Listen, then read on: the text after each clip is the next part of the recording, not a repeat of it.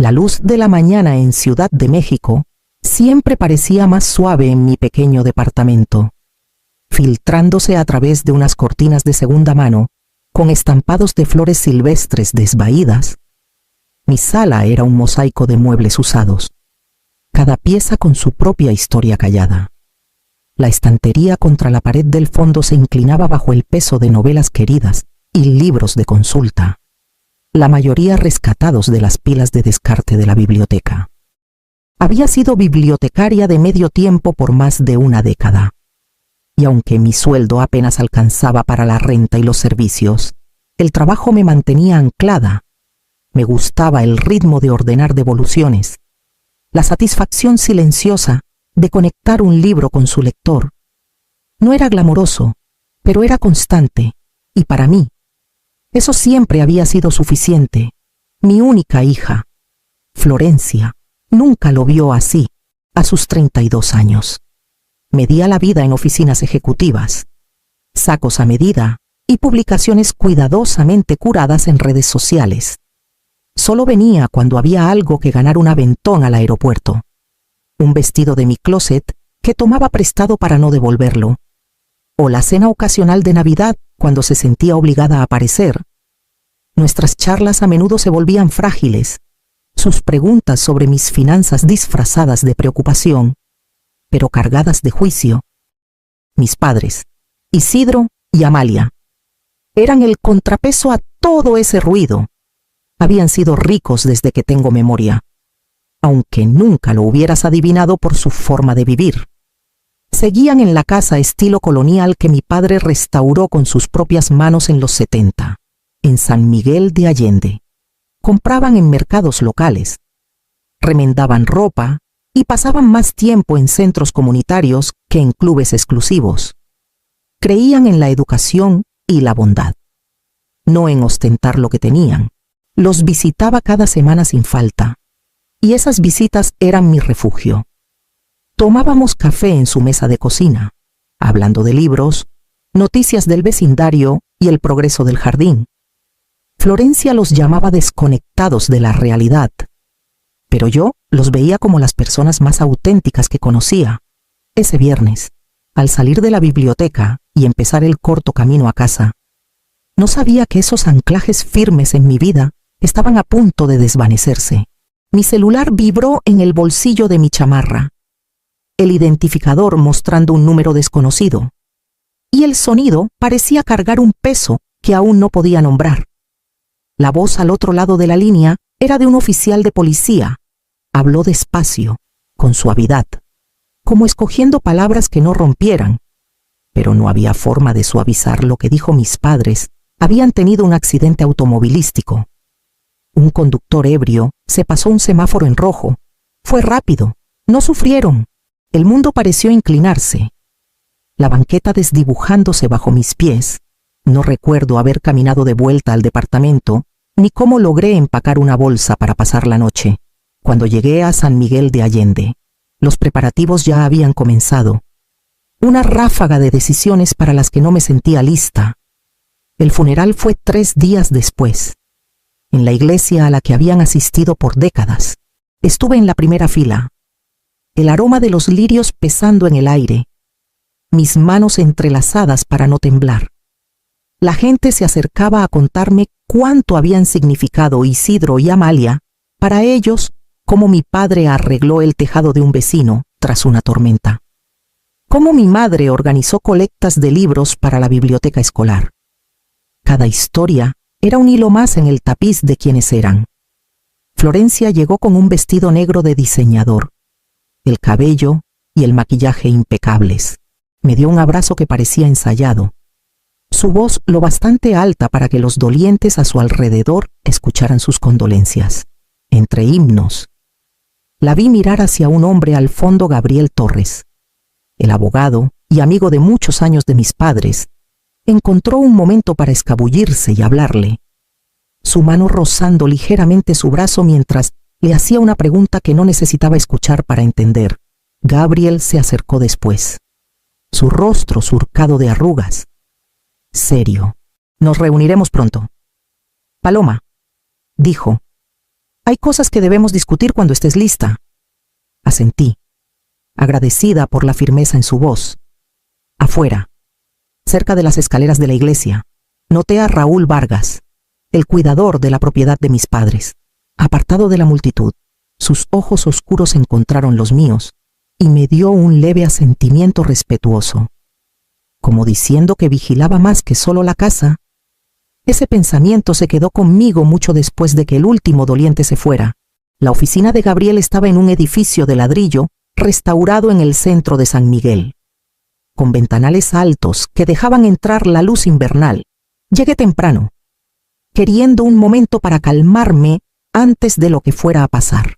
Florencia entró 10 minutos tarde, sus tacones resonando contra el suelo pulido, su sonrisa demasiado brillante para la ocasión. Unos pocos conocidos de la familia fueron invitados, más por cortesía, explicó Gabriel, personas que conocían a mis padres desde hacía décadas. Nos sentamos alrededor de una larga mesa de roble, el aire cargado de expectativa. Gabriel abrió una carpeta de cuero, ajustó sus lentes y comenzó. Isidro y Amalia Carmona. En pleno uso de sus facultades, el lenguaje legal continuó. Mis ojos fijos en su rostro.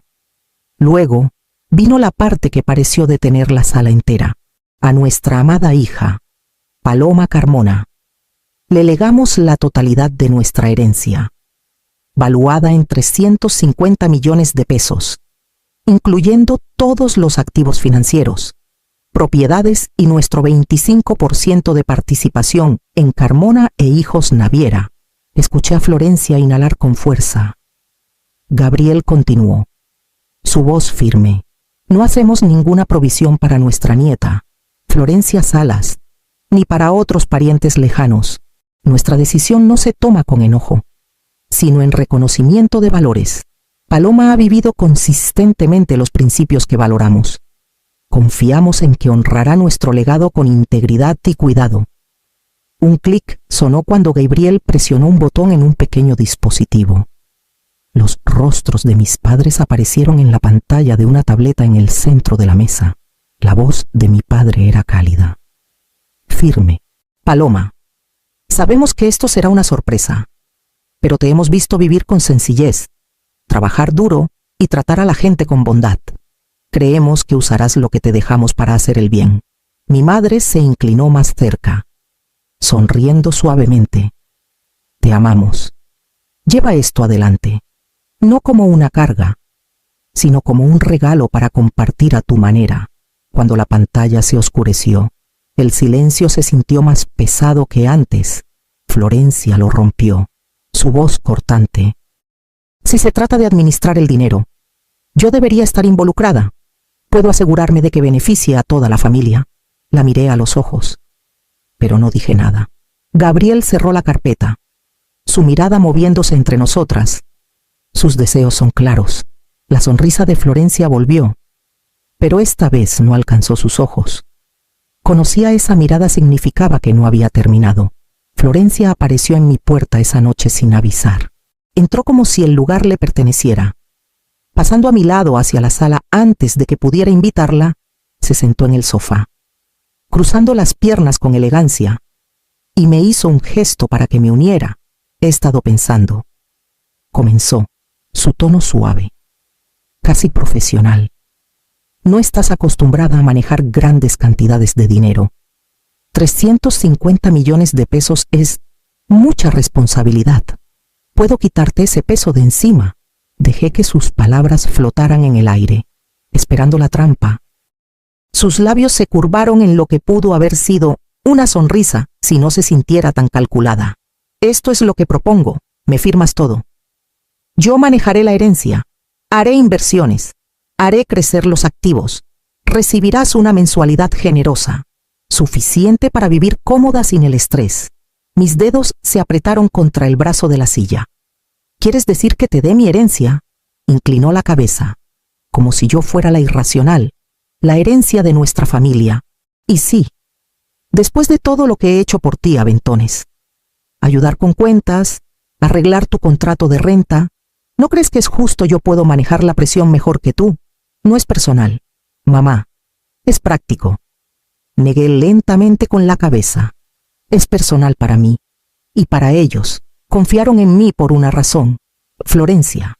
La ligereza en su voz se desvaneció. ¿De verdad crees que puedes proteger todo eso de que se desperdicie? Eres una bibliotecaria de medio tiempo que nunca ha tenido ni una casa propia. Se inclinó hacia adelante, bajando la voz. Y no olvidemos, estás aquí porque yo lo arreglé. Tu nombre está en el contrato, pero el edificio pertenece a la empresa de mi esposo. Sus palabras cayeron con un peso que no quería reconocer. Se puso de pie, alisando su vestido. Piénsalo. Te doy un par de días antes de que tenga que tomar decisiones sobre el departamento. La vi irse. El sonido de sus tacones desvaneciéndose por el pasillo. Sabiendo que no estaba bromeando, Florencia regresó la noche siguiente. Esta vez sin pretender una conversación amable. Se quedó en la entrada. Su expresión ya decidida. Hablé con Daniel, dijo, refiriéndose a su esposo. Hemos decidido que no es buena idea que sigas aquí. El edificio es de nuestra empresa. Y a partir de esta noche, tu contrato de renta está terminado. La miré, segura de que había escuchado mal. ¿No puedes simplemente? Puedo, me interrumpió, su voz afilada. Tienes 30 minutos para reunir lo que necesites. Después de eso, las cerraduras se cambiarán por la mañana. Alguien recogerá el resto de tus cosas para donarlas. No había titubeo en sus ojos, solo una certeza fría. Es mejor así, añadió, casi con ligereza. Tendrás menos distracciones mientras decides cómo manejar la herencia responsablemente. Con mi guía, claro. Sus palabras me resbalaron como hielo. Fui a mi recámara, moviéndome en automático, sacando ropa de los cajones, documentos importantes del escritorio. Mi vieja cartera de cuero del buró. Llené 2 maletas y una caja con lo esencial, dejando atrás muebles, platos, las pequeñas comodidades que había construido a mi alrededor. Desde la puerta, Florencia observaba, los brazos cruzados. No te lleves tanto, dijo con ligereza. No es como si lo necesitaras. No respondí. Mis manos seguían moviéndose, doblando un suéter, guardando una foto enmarcada de mis padres que tenía junto a la cama. Cuando los 30 minutos terminaron, pasé a su lado sin decir palabra. Las maletas al hombro, la caja apretada contra mi pecho. En el pasillo, el aire se sentía más fresco, más libre. Aunque mi mente aún estaba entumecida, cargué las maletas en mi viejo sedán y me deslicé al asiento del conductor. Las llaves en el encendido se sentían extrañas, como si estuviera iniciando el coche de alguien más, dirigiéndome hacia una vida que no había planeado en el primer semáforo. Mi mirada se desvió al compartimiento del tablero. Adentro estaba un pequeño sobre que Gabriel me había dado después de la lectura del testamento.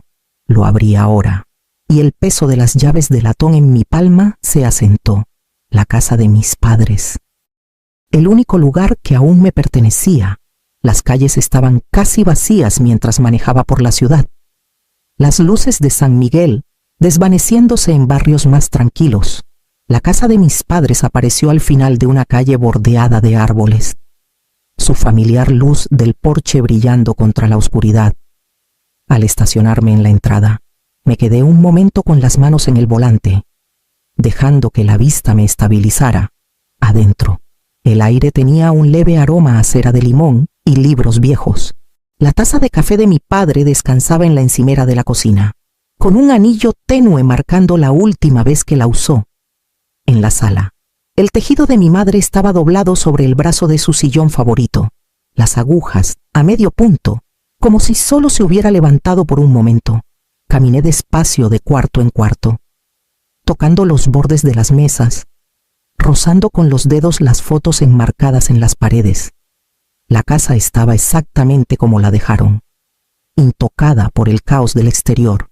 Por primera vez desde el funeral, el dolor agudo de su ausencia dio paso a algo más tranquilo, una frágil sensación de pertenencia. Arriba, Dejé mis maletas en la habitación de huéspedes donde había pasado tantos fines de semana. La colcha, que mi madre cosió hace años, aún cubría la cama. Su tela suave por el uso. Me senté allí en la penumbra. Los eventos de las últimas 48 horas presionándome desde todos lados. El silencio se rompió con el timbre de mi celular en el buró. Lo tomé. Y el mensaje me miró en letras negras y crudas. Prepárate. Mañana venimos a limpiar la casa. Era de Florencia.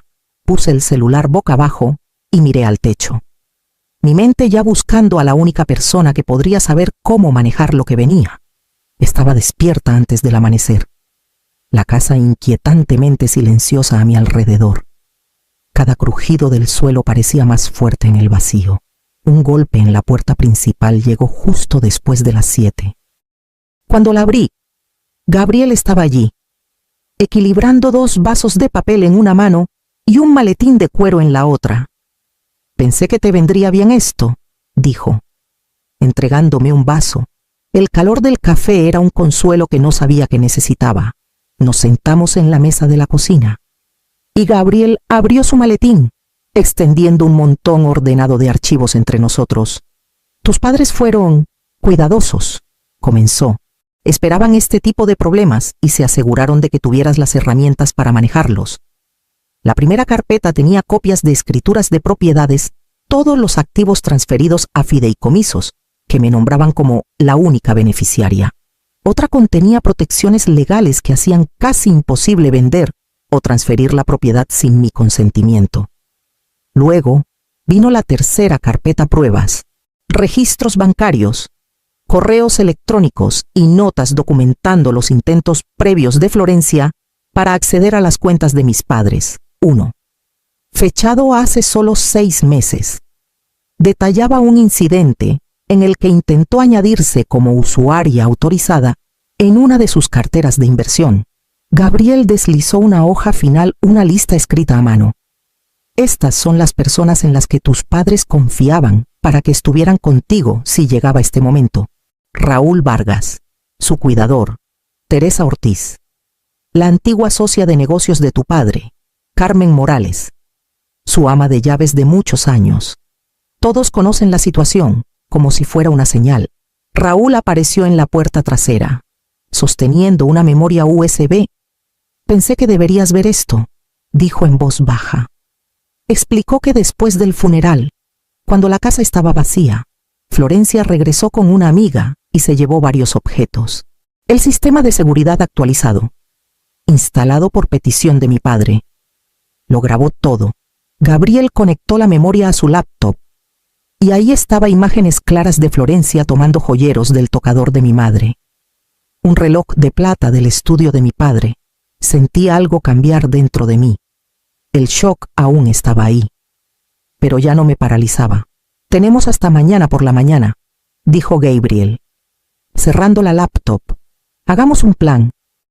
Y así, en la mesa de la cocina de mis padres, comenzamos a prepararnos para la pelea que nunca imaginé que enfrentaría.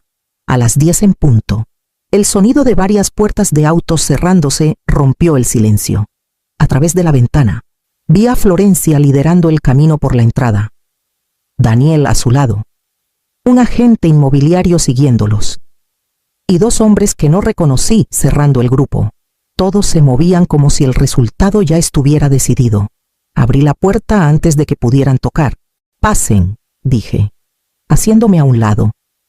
Entraron al vestíbulo y se detuvieron en seco. Gabriel estaba sentado en la mesa del comedor con Raúl y Teresa a su izquierda, Carmen a su derecha, y en la cabecera, el juez Espinosa, un viejo amigo de la familia, observando con calma autoritaria. «¿Qué es esto?», exigió Florencia. «Esto», dije con calma, «es la verdad expuesta para que todos la vean». Gabriel hizo un gesto a Raúl, quien sacó la memoria USB. El juez observó, mientras se reproducía el video en una laptop, Florencia y su amiga, moviéndose por la casa después del funeral, llevándose cosas. Luego vinieron copias de registros bancarios y correos electrónicos. Cada intento de acceder a las cuentas documentado y fechado. El rostro de Florencia pasó de la rebeldía a la irritación. «Esto es absurdo», dijo. Me incliné hacia adelante. «Absurdo es creer que puedes amenazarme para quitarme lo que mis padres dejaron a mi cuidado. De ahora en adelante, cualquier contacto entre nosotras será respetuoso y sin exigencias de dinero o propiedades. Devuelves lo que tomaste, y si tú o alguien que envíes pone un pie en esta propiedad sin mi consentimiento, presentaré cargos». Daniel abrió la boca, pero el juez Espinosa levantó una mano. «Los términos son razonables», dijo. «Sugiero que los tomen en serio». La mandíbula de Florencia se tensó, pero no dijo nada.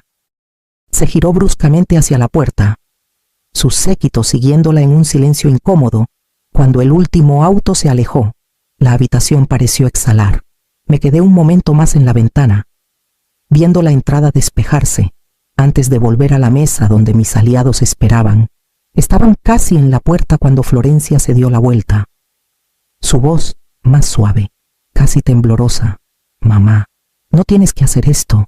Seguimos siendo familia. No me dejes fuera así». La miré a los ojos. Firme. «La familia no amenaza ni roba.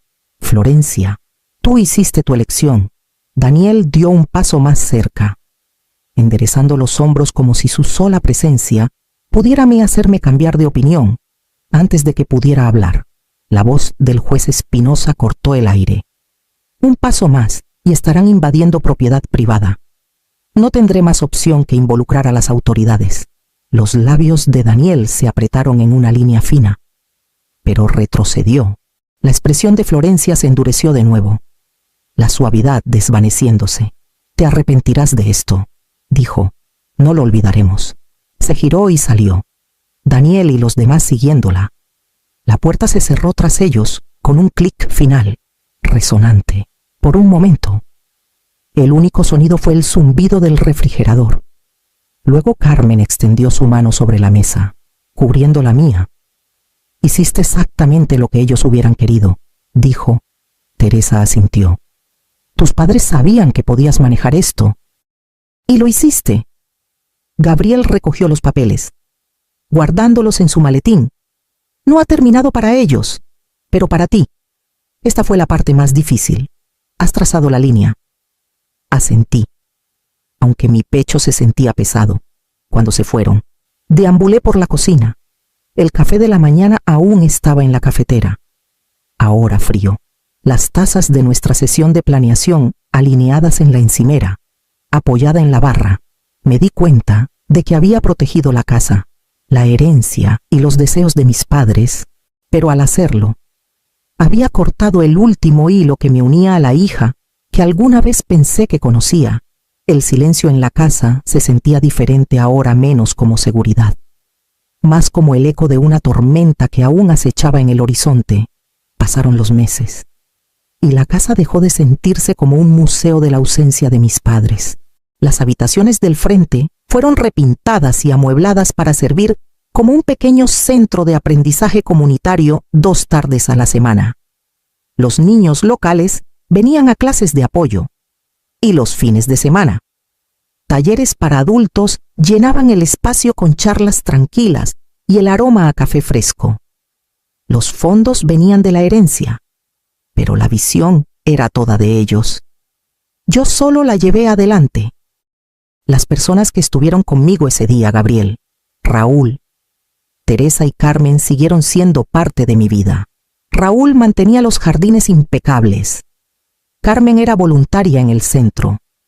Teresa me asesoraba en proyectos y Gabriel manejaba el lado legal sin dudar.